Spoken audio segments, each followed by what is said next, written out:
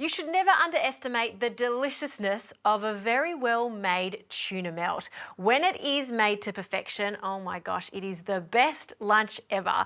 And usually it's just made with lots of cheddar on top, but I'm taking it up a notch today by using some fior di latte, which is plump mozzarella. So for the tuna component of it, I've got about 185 grams of canned tuna in oil, and we're just going to place that into a bowl. I've drained it really well. I don't want it to be too chunky, so just with my fork, I'll break that up. To this, I want to add some mayonnaise and some Dijon mustard. I've also got some French shallots. You could also just use some spring onions. You just want a mild onion flavour, nothing to overpower it. Give that a mix. And this is what I like to call a dill pickle tuna melt because I add loads of dill pickles. They've got obviously that dill flavour to them. They're briny, they're salty, slightly sweet. They're just delicious. So give it a good hit of pickles if you like pickles. And some of that pickle juice that comes in the jar, a splash of that can go in. And we're going to whip this really well so everything's nicely combined. Okay, that's looking fantastic.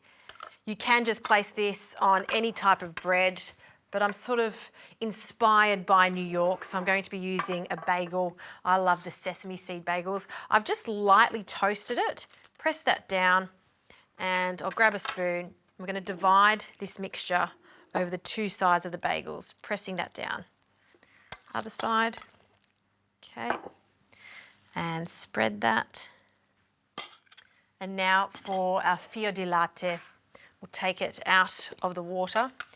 The difference between a fior di latte and then other mozzarellas is it's not too wet as it melts. If you use a beautiful buffalo mozzarella, some of the liquid will come out of it. That's just what happens when it's melted at a high temperature, where fior di latte is used for pizza. So it's the perfect melting cheese for this.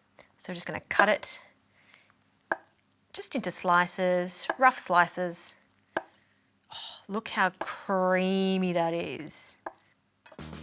And we want to be really generous with it. So we'll just cover all of that tuna. This goes into a hot oven under the grill until it's bubbly and golden brown.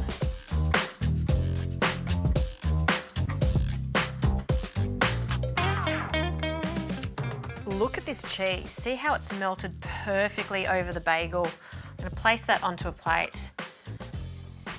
And I happen to have a little dill in my fridge because I'm herb addicted, but if you don't have any dill, you can just eat it as is. I just want to give it a little sprinkle of dill over the top, and that right there is the ultimate cheesy tuna melt.